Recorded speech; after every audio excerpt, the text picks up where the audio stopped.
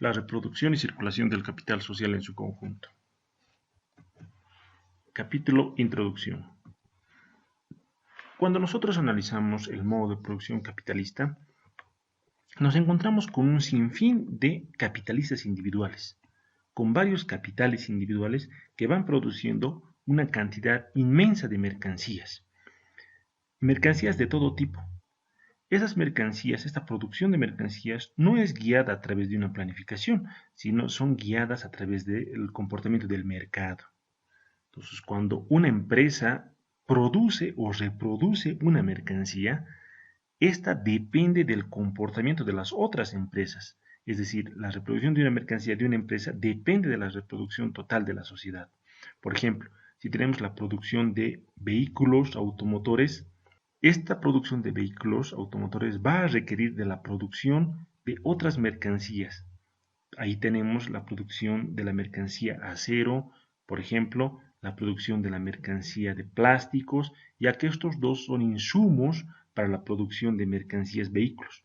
Entonces, una empresa depende de las otras empresas. Asimismo, el movimiento de sus capitales se van a vincular y se van a entrelazar. Lo que para un capital es capital dinero, para otro capitalista esto va a ser capital mercancía. Entonces los capitalistas y sus capitales están vinculados y están entrelazados. Por tanto, vamos a decir que el conjunto de capitales individuales que tienen una relación mutua y además son interdependientes van a constituir el capital social. Cuando nosotros analizamos la reproducción del capital, estamos hablando de todos los capitalistas de la sociedad. Esto quiere decir que todos los capitalistas de la sociedad deben poder producir mercancías, comercializar sus mercancías y además adquirir mercancías, fuerza de trabajo y medios de producción.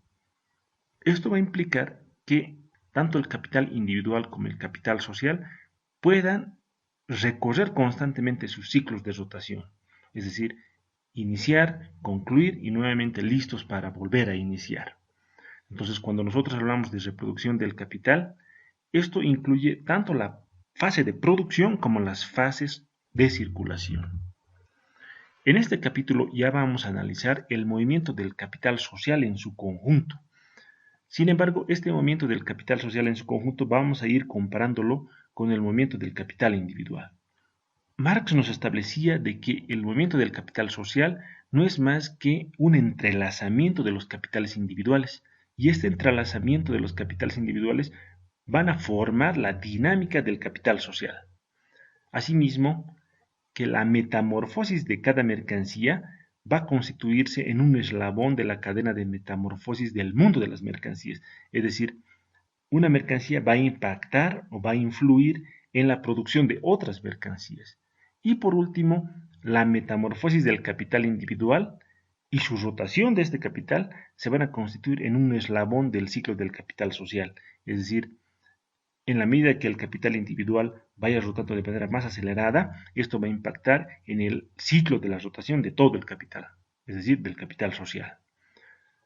Ya la economía burguesa ha intentado definir lo que es capital social.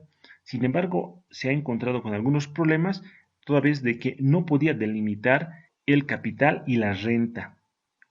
Inicialmente, cuando nosotros hacemos un análisis del capital individual, esa delimitación es sencilla y la vamos a realizar a través de el uso de la fórmula general de circulación del capital, es decir, D-M-M'.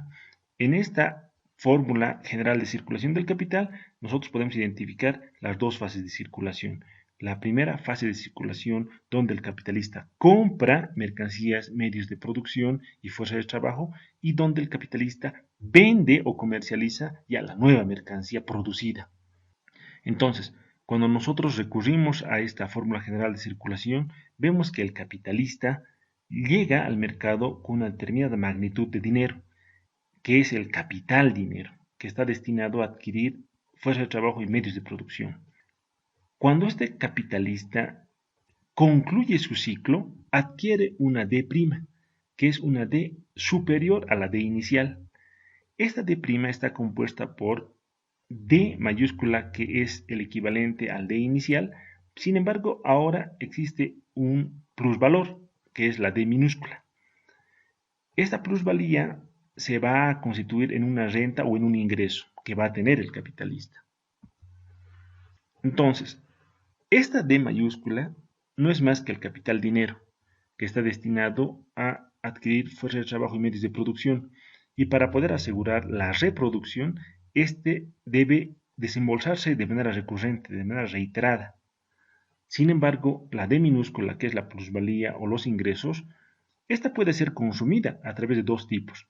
Puede haber un consumo improductivo, que estaríamos hablando entonces de una reproducción simple, y puede haber un consumo productivo, y estaríamos hablando de una reproducción ampliada. Cuando hablamos de una reproducción simple, quiere decir que estamos repitiendo la escala de producción. Pero cuando hablamos de reproducción ampliada, esto quiere decir que existe un incremento en la capacidad de producción. De esta manera delimitamos rápidamente lo que es capital de lo que es ingreso. Sin embargo, cuando analizamos el capital social, esto no resulta tan sencillo, ya que aquí va a haber algunas variantes. Para hacer el análisis del capital social, nuevamente recurrimos a nuestra circulación del capital.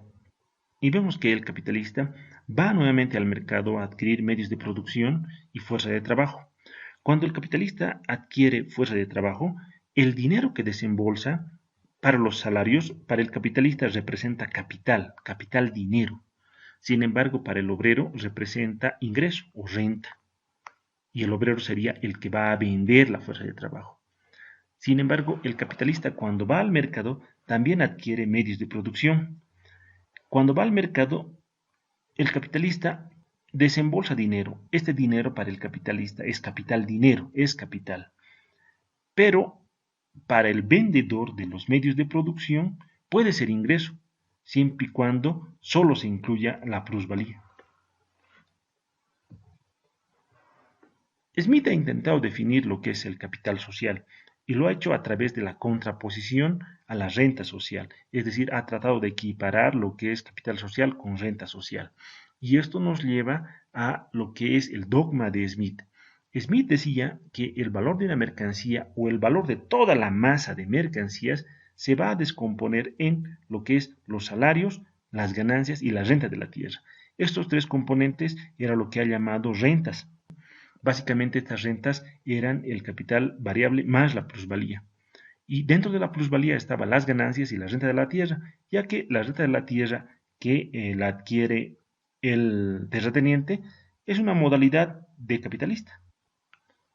Sin embargo, Marx critica este dogma de Smith. Esta crítica abre camino al estudio de la circulación y la reproducción del capital social global. Cuando analizamos el capital individual, vemos que el movimiento del capital 1 está condicionado por el movimiento del capital 2. Por ejemplo, el capitalista 1 va al mercado a adquirir fuerza de trabajo y medios de producción. Sin embargo, tiene que haber otro capitalista que haya producido estos medios de producción que va a adquirir el capitalista 1. Es decir, mientras el capitalista 1 comienza el ciclo, hay otro capitalista 2 que está concluyendo el ciclo. Por tanto, la existencia de otros capitalistas hacen posible el ciclo del capital individual. Ya los economistas burgueses, incluyendo a Smith, han tratado de definir lo que es capital social y Smith establecía que el capital social es parte de la riqueza social y que ésta es destinada al consumo productivo. En este análisis, también establecía que el dinero no entra en el capital social y solo se reduce a un instrumento de circulación, es decir, el dinero solo ayuda a la circulación de las mercancías. Ya había otro grupo de economistas mercantilistas que veían al dinero como parte sustancial de la riqueza social y del capital social. Sin embargo, Marx tiene otro tipo de análisis y establece que el dinero no necesariamente es un dinero de circulación, sino es un capital dinero, que es parte de lo que hemos denominado capital industrial. Asimismo, el capital dinero actúa como un primus motor, es decir, que pone en marcha el ciclo del capital. La magnitud de este capital dinero influye cuantitativamente en la magnitud del capital productivo. Cuando nosotros analizábamos la metamorfosis del capital en el ciclo del capital dinero, veíamos que el capital dinero se transforma en capital productivo y este capital productivo se transforma en capital mercancía. Por tanto, cuando el capital dinero arranca el ciclo con una determinada magnitud, este capital dinero se transforma en capital productivo en una magnitud similar. Sin embargo, en la medida que la rotación del capital se va acelerando, podemos ir incrementando el capital productivo. Marx establecía que la magnitud del capital dinero puede ser utilizado de manera intensiva o extensiva. Este capital dinero puede ser destinado a la adquisición de fuerza de trabajo, de riquezas naturales o de medios de trabajo.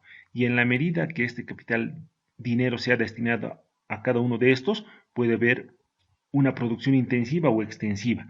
Las dos primeras están más relacionados a una producción extensiva y la última a una producción intensiva, ya que los medios de trabajo incrementan la productividad del trabajo. Sin embargo, los tres lo que llevan es a ampliar la magnitud de la producción. Entonces decimos que el dinero no es más que una forma de capital para Marx. Y asimismo, su movimiento es el movimiento del capital dinero. Capítulo Estudios anteriores sobre el tema. Ya los fisiócratas habían analizado el movimiento del capital total y ellos concebían bajo la forma de cambio de mercancías que están relacionadas al proceso de circulación. Quesnay determinaba que la sociedad cuenta con tres clases sociales: la clase social productiva, la estéril y los propietarios territoriales junto al soberano y a los perceptores de diezmo. Quesnay decía que en la primera clase social, la productiva, es donde se genera el excedente y esto está compuesto por los trabajadores o labradores, ¿no? En cambio, la clase estéril estaba compuesta por otras actividades económicas, sea industria, comercio o profesiones liberales, que son diferentes a la actividad agrícola. Asimismo, cuando Quesnay analizaba el Producto Nacional Total, esta partía de las manos de los labradores, es decir, de la clase productiva. Este Producto Nacional Total aparecía como masa de medios de subsistencia y materias primas, e iba circulando hasta concluir en todas las clases sociales. Es decir, el producto al final se dividía en todas las clases sociales y esto aseguraba el consumo de todos los grupos. Asimismo, la clase productiva y la clase estéril renovaban sus medios de producción y los propietarios de las tierras recibían su renta. De esta manera se cumplían todos los supuestos de producción y además se aseguraba el curso regular de la producción. Los fisiócratas utilizaban la tabla económica de Quesnay para analizar el modelo del sistema económico. Este modelo del sistema económico tenía dos fines. El primero era analizar la forma en cómo circula el producto total en todos los grupos sociales, es decir, en todas las clases sociales. Y decía que existen innumerables actos individuales de circulación que van a constituir el movimiento de masa característico social. Asimismo, el otro fin era mostrar la forma en que se reproducía anualmente el producto social. Los fisiócratas consideraban a la agricultura como la única actividad que rinde un excedente. Por tanto, el modelo del sistema económico tomaba como punto de partida la cosecha del año anterior.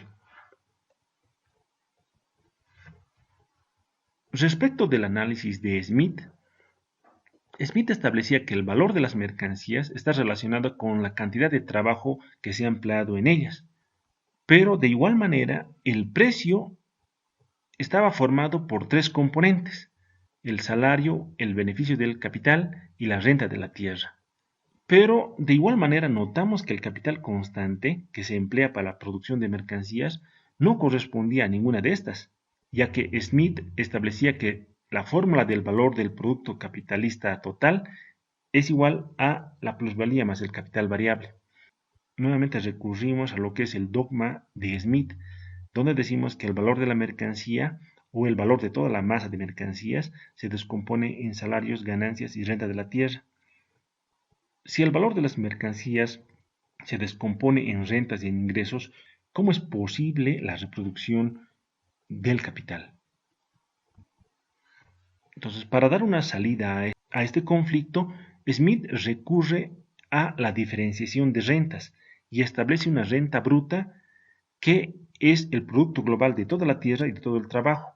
Y además establece una renta neta que es todo lo que resta después de reponer el capital fijo y reponer el capital circulante. El saldo después de la reposición del capital fijo circulante puede ser destinado al consumo y no dañaría el capital inicial. Entonces, de esta manera, Smith trata de explicar que sí puede ser posible una reproducción, porque no se consume todo el ingreso, sino solamente la renta neta. Entonces, Smith estaría introduciendo el capital como parte del valor de la mercancía. Smith sabía bien que para la producción de una mercancía se requiere de capital variable y capital constante. Sin embargo, cuando él analiza el valor de las mercancías, descompone en salarios, ganancias y renta de la tierra. Sin embargo, estaría incorporando el valor del capital desembolsado que responde al capital constante. Por tanto, esto hace que su dogma fracase. Asimismo, Smith se encontraba con otros problemas. El análisis de la renta neta solo podía aplicarse a los empresarios individuales. Sin embargo, cuando uno analizaba la renta de todos los individuos, es decir, la renta de la sociedad, ésta se basaba en el concepto de renta bruta. Después de todo el análisis, Smith llega a una conclusión y establece de que los recursos destinados a la conservación y renovación del capital fijo de la sociedad no pueden ser contados como renta neta de la sociedad. Este es el tema que quería compartir el día de hoy con ustedes. Muchas gracias.